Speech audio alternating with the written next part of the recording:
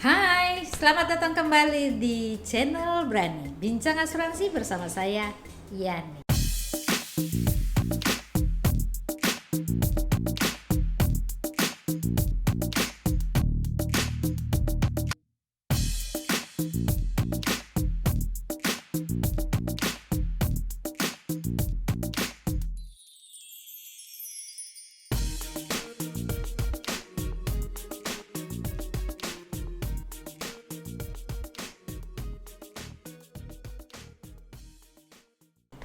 Masih di Rumah Asuransi Indonesia dan bersama seorang Business Director Asuransi General. Beliau adalah Bapak Edianto. Selamat datang Pak Edi, apa kabar? Luar biasa, selamat pagi Bu Yani. Iya. Salam sehat selalu buat kita. Oke, Dimanapun semoga berada. kita semuanya sehat semuanya Selalu, ya. itu yang penting. Nah, saya masih lanjutin dulu. Beliau ini adalah MDRT 2 tahun berturut-turut. Apa itu MDRT? Nanti akan kita cerita. Dan bukan saya yang cerita dong. Pastinya yang akan cerita adalah Pak Edi. Oke? Kita lanjut sebentar.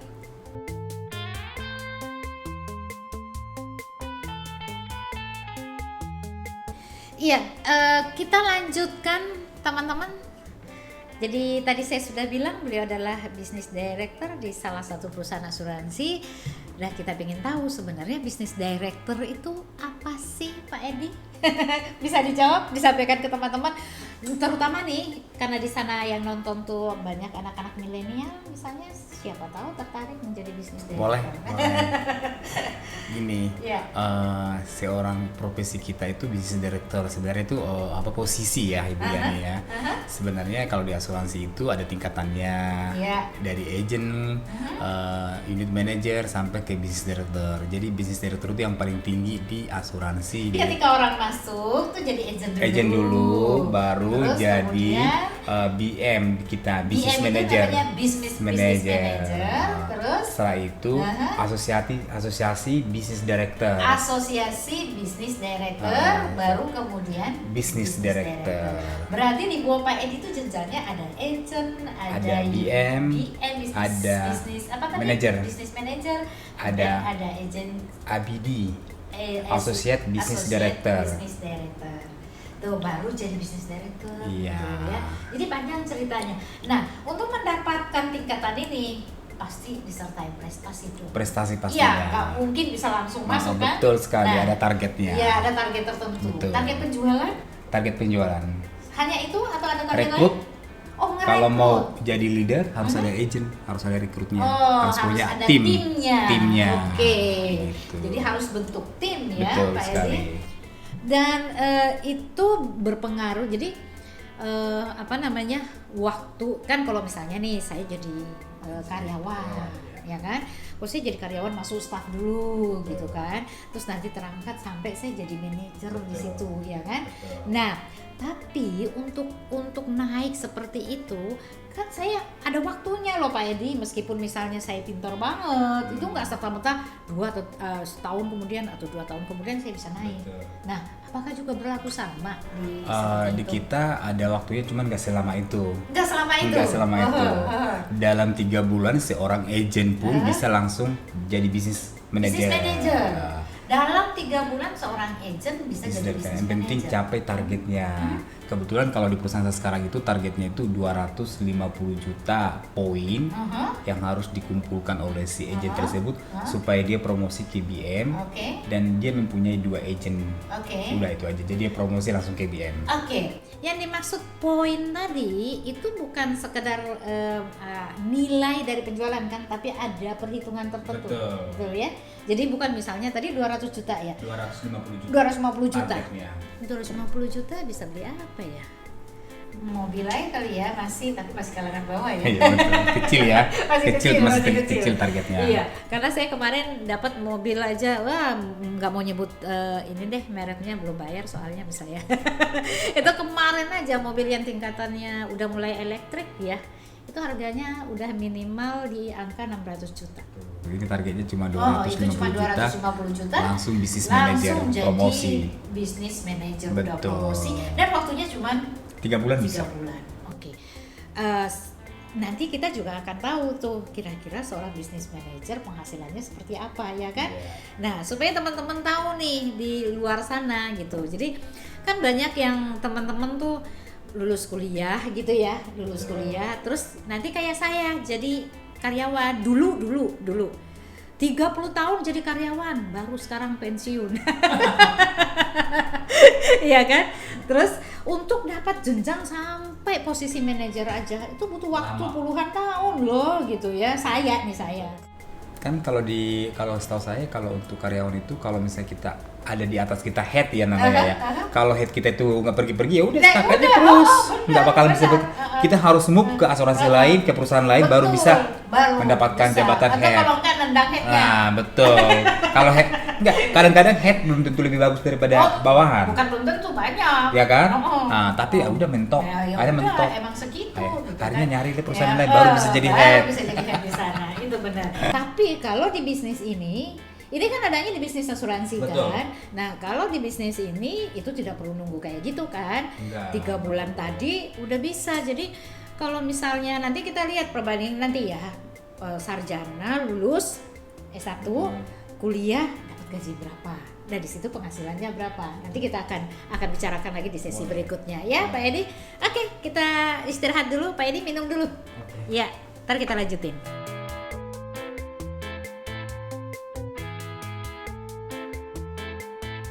Kita pengen tahu nih, sebenarnya kan kalau orang bisnis nih Pak Edi kan banyak bisnis di mana aja bisa ya.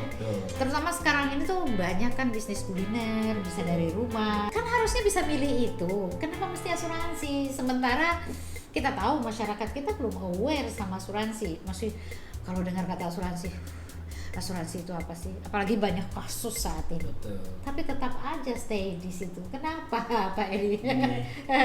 Kebetulan saya di asuransi itu 21 tahun ya. 21 tahun? Menurut saya pekerjaan seorang agen asuransi atau profesi itu menurut saya pekerjaan yang sangat mulia. Kenapa saya bilang mulia? Karena kita sudah banyak membantu orang-orang di sekitar kita ataupun keluarga ataupun teman gitu ya. Itu kita sangat membantu. Saya itu sangat happy banget gini loh. Membantunya seperti apa coba? Di saat nasabah sakit, masuk rumah sakit, mereka kan nggak ada dana ya. Nah, kalau kita nggak punya asuransi, mereka harus jual aset, minimal mobil apa segala macam. Apalagi sekarang biaya. Atau ngambil tabungannya. Karena kan biaya rumah sakit saat ini cukup mahal. Apalagi corona, COVID.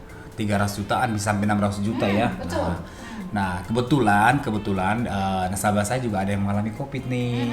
Dia dirawat di rumah sakit. Itu cukup mahal. Di seminggu itu bisa menghabiskan 200 juta. 200 juta seminggu. Gimana? Kalau nasabah kita nggak punya asuransi, berarti kan ngeluarin dari uangnya sendiri, dari dompetnya, kantongnya sendiri. Kalau ada, kalau nggak ada berarti jual aset yang ada. Kalau asetnya nggak ada juga, gimana? Mau minjam ke saudara belum tentu. Kalau kita selebritis masih bisa sumbang ya. Ini enggak. Sekarang siapa? Dari mana? Betul. Gitu. Nah, saya begitu bahagianya walaupun tapi bukan berarti bahagia karena sakit. Bukan. Saya sangat senang bisa membantu mereka itu mengurangi beban.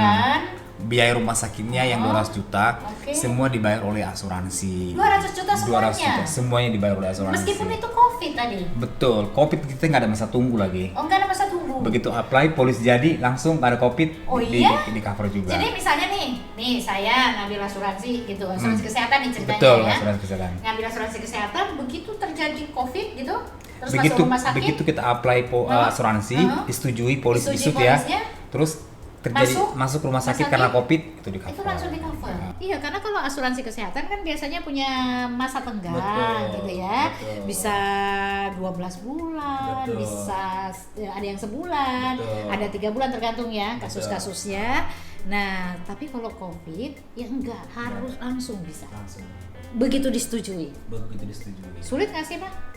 Sangat nggak sulit, gampang sekali. Yang penting orangnya menyampaikan informasi yang jelas kepada kita, kepada agennya. Nggak ada yang disembunyikan. Nggak ada disembunyikan.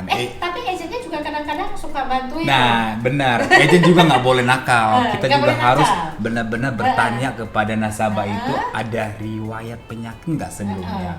Kalau benar-benar nasabah jujur, agent pun jujur, semua klaim gampang. Semua klaim gampang. Betul. Berarti bisa dikatakan kalau klaim itu bermasalah, berarti di awal ada masalah. Di awal ada masalah. Mungkin karena agennya nggak jujur. Betul. Atau karena Kliennya nggak jujur. kliennya nggak jujur. Nah itu pasti itu ya. Jadi oke, balik lagi. Berarti yang membuat Pak Edi merasa oke, saya bangun bisnis di asuransi tadi karena merasa bahwa itu punya pekerjaan yang sangat mulia, happy. Bisa membantu orang. Happy. Dan yang kedua membantu, jadi happy. Iya, happy. Kenapa membantu. happy? Kenapa happy? Happy-nya gini, bukan ini di luar apa namanya finansial ya, Yes, happy-nya ya. yes. Saya sangat happy gini loh. Waktu saya juga nggak apa namanya bebas.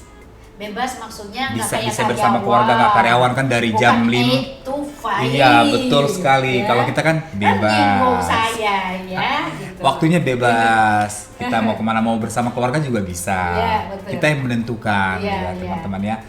Terus yang kedua happy di saat klaim nasabah terbayarkan dengan cepat, itu suatu hal kebanggaan buat kita. Bisa ngebantuin tadi soalnya, bisa memberikan solusi. Betul. Terus kalau orangnya sembuh jadinya waduh terasa kayak nggak bisa terganti dengan uang. Aduh, gitu bahagia, ya, rasanya bahagia ya, banget. Bahagia banget. Kalau ya. klaim terbayarkan sangat bahagia. Dan itu kalau sakit ya. Ya. Saya udah mengalami juga nasabah saya yang mengalami meninggal. sakit kritis. Oh, sakit kritis. Oke. Di mana sakit kritis ya udah stadium 3 lah ya, stadium 3. Itu diganti 1 miliar untuk biaya pengobatan dong.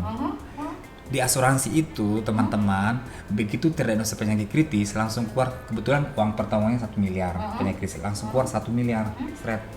Nah di samping itu ada juga asuransi kesehatannya. Kalau perawatan kan dibayar terus tuh Bu Yani ya, perawatan dibayar terus. Nah penyakit kritis ini untuk biaya-biaya rawat jalan lah, apa namanya, biasalah ke rumah sakit cek-cek apalah gitu ya, atau misalnya terapi-terapi kan ya bisa ya, itu bisa dipergunakan. Itu langsung dibayarkan 1 miliar. Waduh. Teman-teman.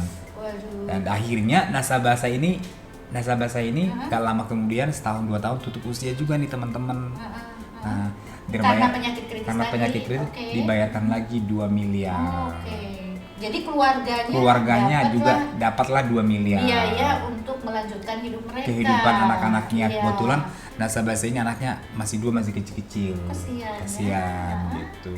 Dan nasabah itu usianya berapa? Nasabah saya itu usianya 43, baru 43, anaknya masih kecil. Kebayang nggak teman-teman, kan banyak tuh orang nggak mau masuk asuransi merasa sehat, Betul. merasa masih kuat nyari Betul. duit, ya kan? Kalau terjadi kondisi seperti tadi, dan ini real ya, Real. Mas Pak Edi ya, Real. ini real karena ini adalah nasabahnya Pak Edi Betul sendiri sekali. dan itu terjadi. Itu yang kemudian membuat Pak Edi tetap mau stay dan bangun bisnis di asuransi. Betul. Ada lagi kan selain itu?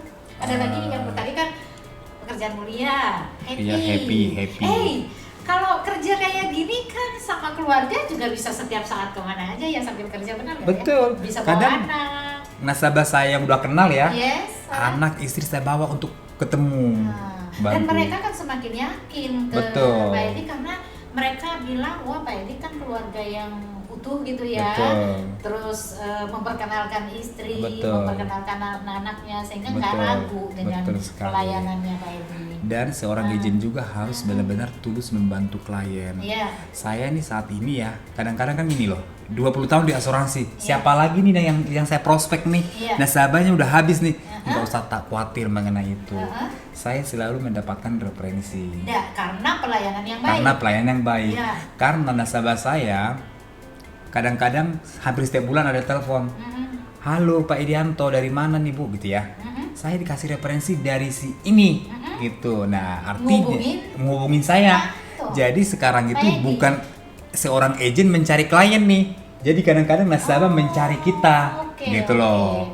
Karena pelayanan lagi kembali lagi. Mungkin servisnya kita memuaskan kepada mereka. Nah, telepon, ya udah ketemu, ya udah Pak, jelasin.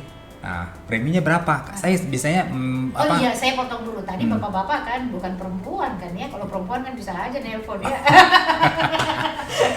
Kalau bapak-bapak betul. Jadi gini, kalau saya itu ketemu nasabah nggak langsung ucuk-ucuk. tawarkan asuransi. Orang kan biasanya kan takut ya. Iya. Nah, tapi kalau dikasih Karena mereka belum ngerti. Kalau kita dikasih referensi, artinya si A sudah merasakan manfaat asuransi, direferensikanlah ke temannya. Oh ini nih agennya nih Pak Edianto, nggak usah nyari agen lain. Saya udah nyaman sama dia selama ini gitu ya. Akhirnya yaudah apapun yang kita tawarkan nasabah itu tinggal. Berarti saya bisa simpulkan ya Pak Edi tadi, kenapa membangun bisnis itu? Pertama tadi karena itu adalah pekerjaan mulia menurut Pak Edi. Yang kedua merasa bahagia karena di situ bisa bantuin orang. Betul. Yang ketiga tadi sebenarnya bisnisnya jadi mudah ya, karena saya nggak nyari klien, tapi justru kliennya yang nelfon saya kan gitu. Oke, kita stop dulu ya. Nanti kita tanya lagi selanjutnya seperti apa. Silahkan dimakan. Ada pisang hijau loh. Ini makanan Makassar.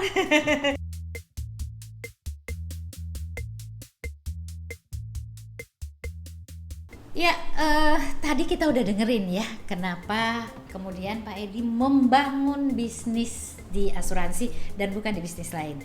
Karena tadi satu, merasa bahwa pekerjaan itu adalah mulia karena bisa ngebantuin orang. Yang kedua, ada kebahagiaan ketika bantuan itu terrealisasi gitu kan. Nah, yang ketiga, dia merasa lebih mudah bangun bisnisnya. Kenapa? Karena kalau orang memahami bahwa agent itu nyari nasabah gitu ya. Sementara dalam posisi setelah sekian puluh tahun, sekarang nasabah justru yang nyari Pak Edinya. Kan gitu. Gitu ya yang terjadi begitu. Nah, sehingga sekarang kalau mau nyari nasabah nggak penting lagi karena nasabah udah tahu. Semua itu karena apa? Karena pelayanan yang diberikan oleh seorang Pak Edi mulai dari sejak jadi agent sampai menjadi bisnis director saat ini itu tetap konsisten dilakukan. Nah, bahkan masih ada satu cerita lagi tentang nasabahnya tadi. Ada nasabah yang gimana tadi yang ada? Tutup usia meninggal. Tutup usia di usia berapa itu? Usia itu 48 tahun. Baru 48 dan berarti keluarga anak-anaknya masih kecil juga juga dong ya. Posisinya bagus dong. Kebetulan pengusaha. Berarti penghasilannya tidak tetap. Betul. Ya kan? Nah, kemudian meninggal itu kalau nggak sakit dia tiba-tiba aja. Tiba-tiba dia sehat, rajin olahraga, semuanya. Pokoknya polanya hidupnya pola hidup sehat ya teman-teman ya. Tapi dia bisa meninggal karena itu udah diatur sama Tuhan lah ya berkata bukan ya. Urusan bukan kita kan, bukan tiba-tiba wilayah kita. Mungkin jantung mungkin ya gitu bukan wilayah kita. Kan karena ada orang saya masih sehat, saya nggak pernah sakit, saya nggak butuh asuransi kesehatan. Nah ini buktinya gitu. Kita nggak tahu. Ada. Dan terus kemudian dia dapat klaim, dibayar klaimnya 5 miliar. 5 miliar. Betul. Dan 5 miliar itu digunakanlah buat anaknya yang ditinggal sama pasangannya. Betul. Lah, kalau 5 miliar didepositokan, taruh 4% lah ya 4%. setahun. Berapa coba hitung? Kalau 1 miliar berarti 40 juta. 40 juta, ya? berarti 200 juta.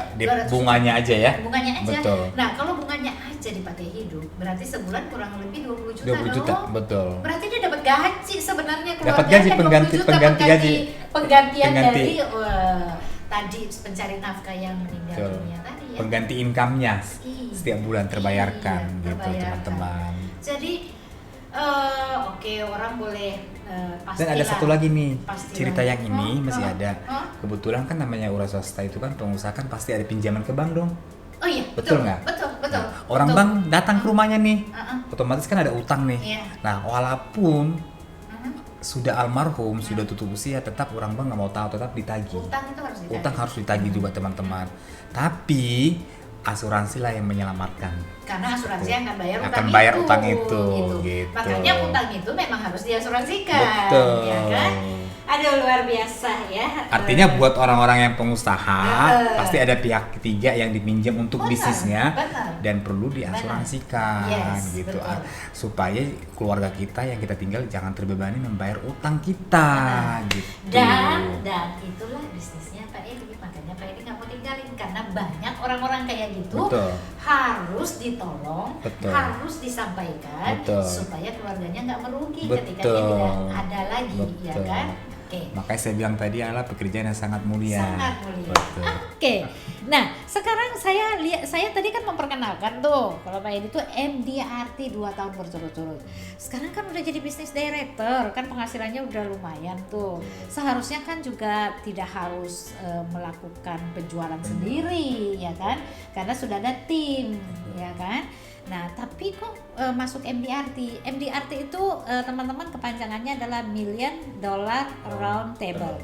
Nah, itu adalah sebuah klub, sebuah organisasi yang berdiri atau didirikan di mana di dalamnya berkumpullah orang-orang yang berhasil di dunia asuransi, agent asuransi. Itu MDRT. MDRT itu. Karena MDRT itu adalah standar agent, standar Internasional. standar internasional, Yes. seorang agent standar internasional. Ya. Jadi tidak semua agent bisa mencapai MDRT. Karena kita juga annual meetingnya setiap tahun di luar negeri loh, di Betul, Amerika loh. betul. Dan itu dibayarin dari perusahaan. Iya. Jadi bukan bukan yang biasa-biasa. Bukan klub-klub kecil gitu bukan. ya. Ini klub internasional yang betul. isinya semua agent yang berhasil sedunia. Betul Benar sekali. ya? Dan mereka akan selalu melakukan annual meeting setiap tahun kan? Namanya Betul. juga annual meeting. Annual Ya meeting setiap setiap tahun tahun. lah ya.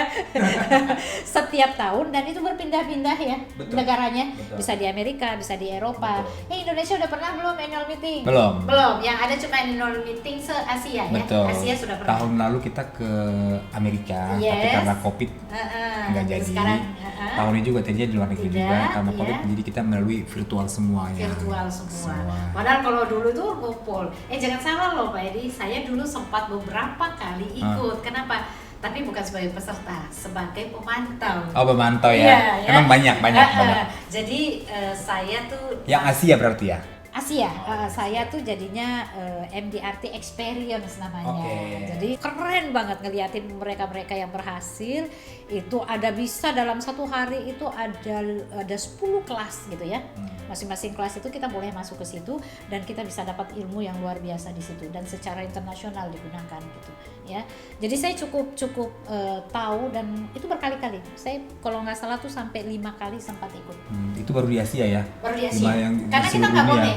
Kalau seluruh dunia itu nggak boleh. Enggak, maksud saya gimana seluruh dunia lebih luar biasa lagi. Iya, tapi annual meeting untuk internasional untuk dunia itu nggak boleh ada peninjau.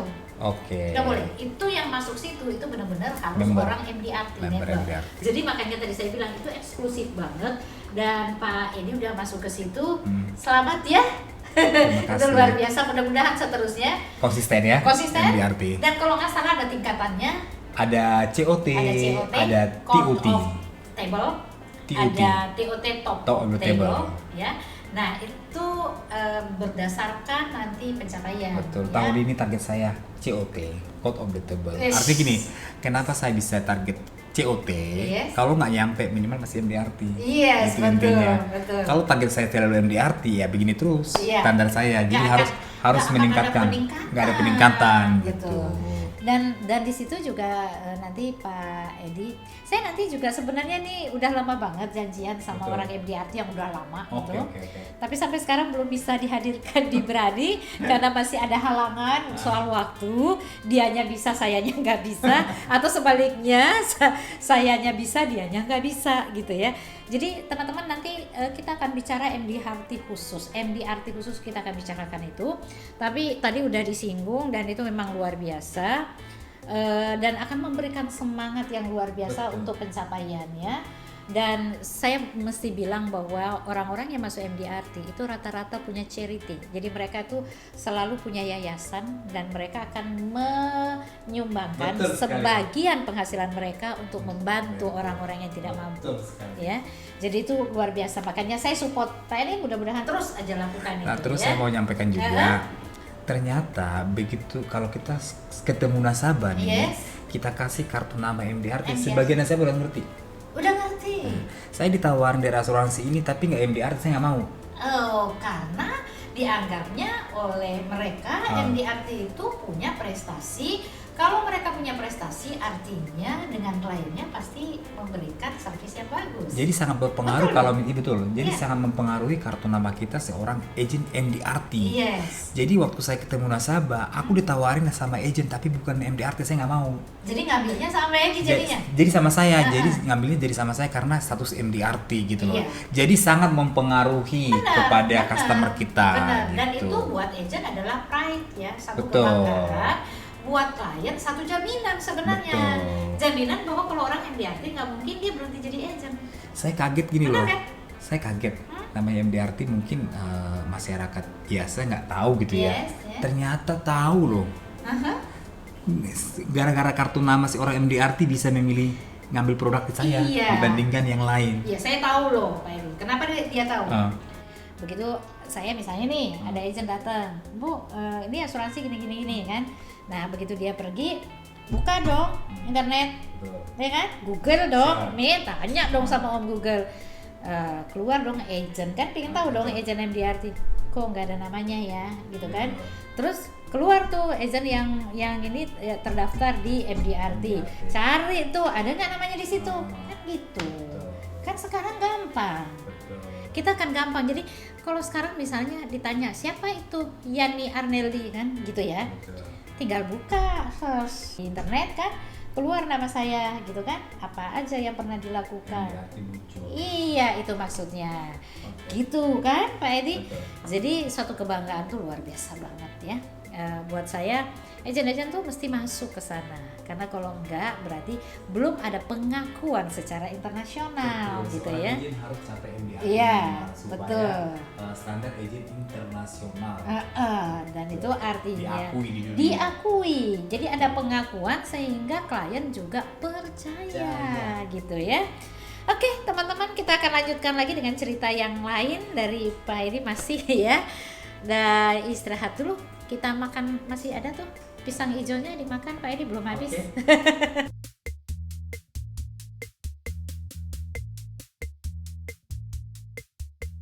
Oke, menarik ya teman-teman mendengarkan cerita tentang seorang bisnis director yang memulai karirnya dari agent dan sekarang sudah menjadi bagian atau klub MDRT, di mana itu menjadi satu kebanggaan, satu pengakuan secara internasional sebagai seorang agent asuransi. Nah, kalau kita bicara mengenai pencapaian kan, berarti pasti tidak akan terlepas dari karir tadi, tidak akan terlepas dari yang namanya secara materi. Betul. Ya kan? Karena kalau misalnya karirnya oke tapi materinya enggak, buat apa gitu kan.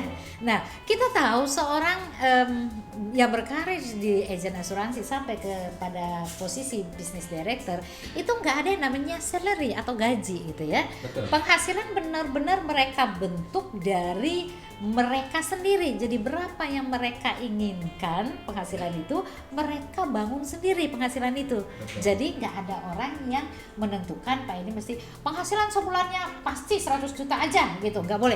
Kalau dia bilang saya pingin 500 juta, why not gitu. Betul, ya. Nah, kita pingin tahu, ini kan kalau bisnis director bukan cuma penghasilan sendiri-sendiri, tetapi termasuk tim kan. Betul. Harus bisa membuat timnya juga punya penghasilan yang bagus. Sekali. Nah, gimana itu Pak Edi? Berapa kira-kira, coba disampaikan ke teman-teman di sana? Penghasilannya itu kurang lebih aja ya 60 sampai 100 juta per bulan. Per bulan. Sebagai seorang agensi bisnis director. Sebagai seorang bisnis director 60 sampai 100 juta per bulan. Tapi kalau agent? Kalau agent itu bisa sekitar 10 jutaan 10 per bulan. 10 juta. Per bulan. Tapi tidak juga menutup kemungkinan untuk bisa sama-sama bisnis director dong. Betul. Bisa kan? Bisa ya. Bisa. Karena penghasilan seorang bisnis director. Oke. Kalau agent kan penghasilannya terbatas itemnya. Misalnya hanya komisi dan bonus. Iya kan?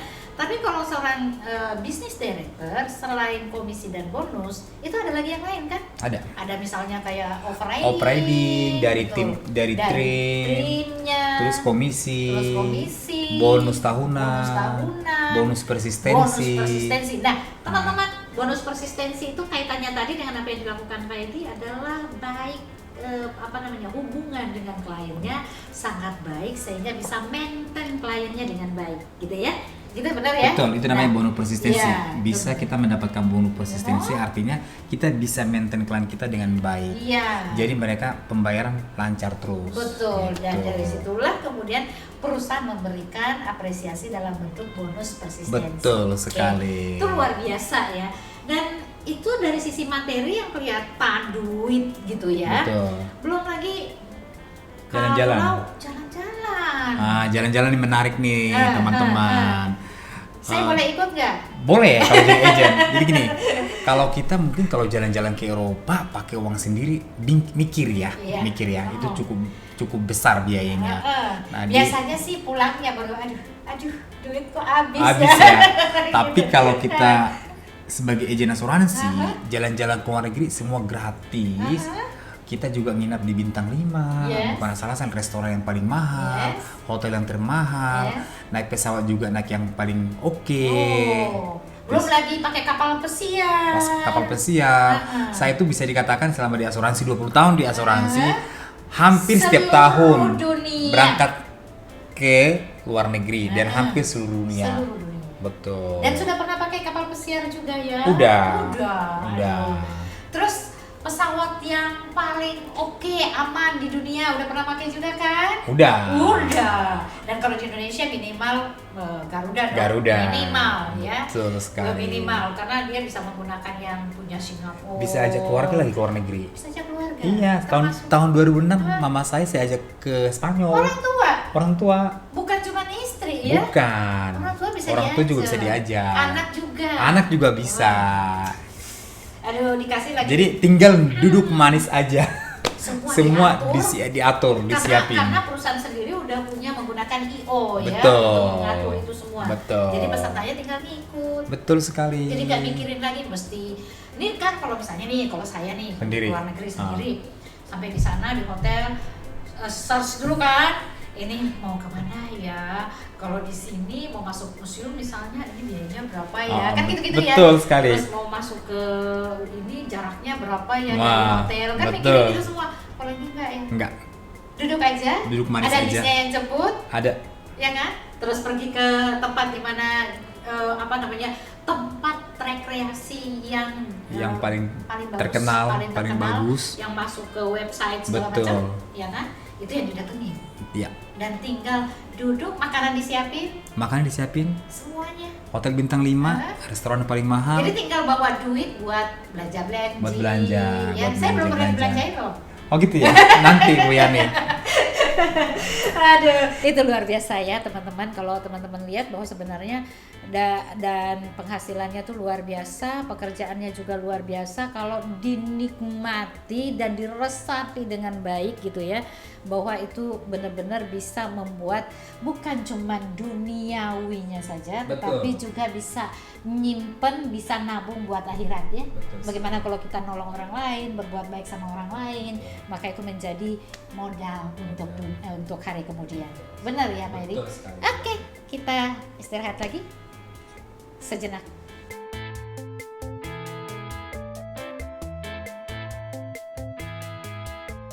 Ya, semakin menarik dan mudah-mudahan Anda yang ada di sana, kamu-kamu yang ada di sana, teman-teman tertarik ya mendengarkan cerita seorang business director yang memulai karirnya dari jadi agent sampai akhirnya menjadi business director. Nah, pertanyaan terakhir buat Pak Edi nih, kalau teman-teman jadi tertarik tadi dengerin cerita itu, kemudian pingin dong membangun bisnis yang sama gitu, gimana caranya untuk bisa, kan mulainya dari agent dong. Betul. Gimana caranya bisa jadi agent? Terutama ke timnya Pak Edi dong. Pertama-tama saya jadi agent gitu. Enggak, gimana caranya kalau ada yang mau? Caranya gampang sekali. Apalagi zaman sekarang kan zaman pandemi ya. Iya. Banyak orang pengangguran. Yang di PHK ya, kita tahu semua orang-orang hotel banyak ya. banget tuh. Nah, maksudnya cobalah mereka mencoba jadi agent di kita, di Generali, khususnya ikut tim saya. Aku yakin mereka pasti sukses. Daripada kita diam diri di rumah, tidak ada aktivitas, repot ya kan? Ya. Kalau butuh makan loh. Butuh makan juga kan. Kalau dia butuh makan butuh duit. Betul, kalau dia jadi agent nggak perlu harus ke kantor, cukup ujian IJI ya, otomatis ya kalau jadi ini harus ujian IJI seperti kita kalau kita bawa kalau kita bawa mobil kan harus punya SIM nih, lisensinya. Ada SIM-nya. Nah, betul. Kalau kita jadi agent asuransi mau jual produk harus ada lisensi juga. Itu harus ujian IJI, teman-teman. Itu aja, cukup itu aja. Dan training sekarang kan zaman online semua. Jadi training juga bisa di rumah sambil bisa di rumah, gitu ya? iya benar. Sambil tiduran gitu ikut training, ya kan? Semua juga kita sistem digital semua. Kalau mau ketemu nasabah, zaman sekarang susah untuk bertemu klien, betul? Nah, kita bisa menawarkan via online juga. Terus kita juga bisa ngundang klien kita presentasi melalui Zoom meeting. Iya, betul. Udah gampang, bisa screen share, ilustrasi segala macam. Jadi lebih praktis teman-teman, lebih mudah. Nah, untuk jadi agent itu kriteria saya ada juga ini ya nih. Oh, karena Pak Edi butuh yang berkualitas dong ya. Tidak hanya asal boleh masuk gitu ya. Karena gini, 20 tahun di asuransi dan udah lumayan juga sebagai leader juga udah lama. Saya kalau interview punya feeling juga terhadap orang. Kan kita juga tahu banyak juga agent-agent yang tanda kutip lah ya, harus mencari yang lebih jujur ya kan.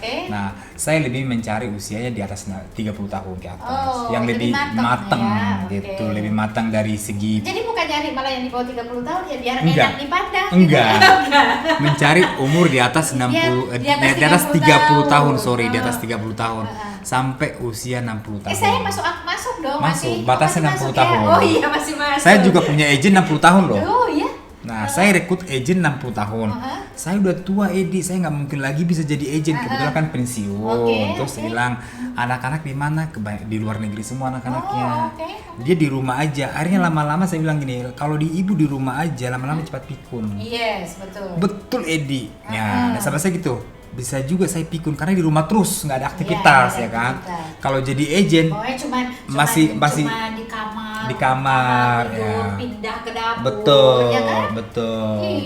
Akhirnya dia memutuskan jadi agent di asuransi usia 60 tahun dan itu pun berhasil. Dan dia bilang dia nggak pikun, lebih karena belajar sesuatu yang baru. Betul, dan dia bisa berkomunikasi dengan orang. Betul sekali, betul. Bisa gaul. Gaulnya lebih terarah. Betul. Benar kan? Dan lebih cantik lagi karena harus berpenampilan. Apalagi kalau ketemu saya. Betul. Kalau dia di rumah aja dasteran terus gitu. Akhirnya dia jadi agent di kita dan dia juga prestasinya luar biasa. Gitu. Jadi dari sisi ijazah, perlu ijazah apa? Oh, ada juga standar saya, minimal D3. Minimal D3, minimal D3. Ya. Sekarang masih ada D3 nggak sih? Saya pikir tinggal S1, masih ada ya D3 ya? D1 ya nggak ada ya kali ya? Kalau dulu zaman saya D1 masih ada. Masih ada ya? Kalau dulu kan karena ada D1, D3, berarti kalau kita udah selesai S1 itu udah tinggi banget, ya kan? Betul. Kalau sekarang karena D3, nggak ada D1, D3, S1, S2, S3 baru tinggi. Standarnya sih minimal D3, tapi D3. Ada juga yang SMA, kan tergantung juga. Saya harus bisa milih. Kalau misalnya punya pengalaman di pekerjaan ya kan? Udah mapan juga. Udah mapan, nggak gitu, masalah. Nggak masalah. Tapi kalau misalnya belum usia-usia 30 tahun tuh mestinya minimal D3. Iya, betul. Kecuali pengalamannya udah banyak ya. Ada lagi yang lain yang mau disampaikan tadi? Itu aja. Cukup. Terima kasih loh Pak Edi untuk sharing sama teman-teman di sana gitu ya. Dan saya mau kasih tahu dulu bahwa Pak Edi bisa seperti ini sekali lagi tidak menampik banyak sekali tudingan yang tidak beres terhadap agen-agen asuransi yang memang kondisinya nggak bagus, nggak baik gitu loh. Memang banyak gitu, itu tuh nggak bisa dipungkiri gitu loh ya. Nah tapi agen-agen yang seperti itu pasti tidak akan pernah berhasil sampai puluhan tahun berada di bisnis ini. Hanya agen-agen yang punya dedikasi, yang yang punya moral yang baik, jujur gitu ya, dan ikhlas membantu kliennya, itulah yang mampu bertahan. Dan contohnya di samping saya ini ada Pak Edi gitu ya. Terima kasih Pak Edi udah mau membagi pengalaman gitu ya. Mudah-mudahan teman di sana ada yang kemudian melihat sisi positif bagaimana orang menjadi seorang agen asuransi ya. Oke, dan sebelum saya akhiri, saya Berani sekarang menyiapkan, jadi ada toko bukunya Berani sekarang ya. Sekarang punya stok buku, ada yang fresh ya, from the oven, fresh from the oven nih. Ada 4 buku yang fresh, benar-benar baru keluaran tahun 2020 dan 2021 gitu ya. Ini adalah Robohnya Asuransi Kami. Ini tentang apa yang terjadi di Jiwasraya, salah satu perusahaan asuransi. Jadi baik teman-teman agent maupun business director, agency director, branch manager yang ada di asuransi, kemudian orang-orang yang tertarik dengan asuransi, silahkan teman-teman baca. Dan buat teman-teman agent ini sangat membantu untuk bisa menjelaskan apa yang sebenarnya terjadi di dunia asuransi, kenapa ada klaim yang tidak dibayar, kenapa terjadi kondisi asuransinya kemudian bermasalah gitu. Ini semua sudah diungkapkan dengan baik oleh seorang nulis bukunya udah banyak banget, seorang pengamat asuransi gitu ya, ahli di asuransi.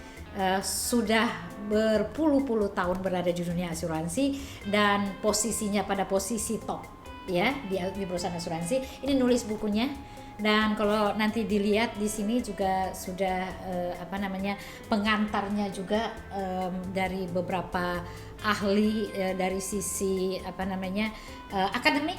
Jadi ada profesor, ada doktor yang ngasih pengantar di buku ini ya. Jadi silakan teman-teman kalau berminat. Ini satu ya. Kemudian ada lagi sama judulnya Robohnya Asuransi Kami, tapi isinya tentang asuransi Bumi Putra yang juga mengalami masalah gitu ya Pak Edi. Itu juga sama menceritakan mengenai bagaimana masalah yang terjadi di Bumi Putra. Satu lagi jadi dia trilogi ya sebenarnya. Jadi ada Bumi Putra, ada Jiwasraya. Satu lagi bukunya Bisnis Ingkar Janji judulnya.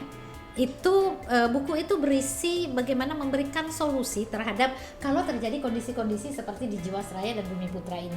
Jadi dia memberikan alternatif solusi apa yang harusnya dilakukan kalau terjadi kondisi-kondisi seperti ini. Jadi 3 buku itu adalah satu rangkaian yang teman-teman bisa peroleh lewat channel Berani.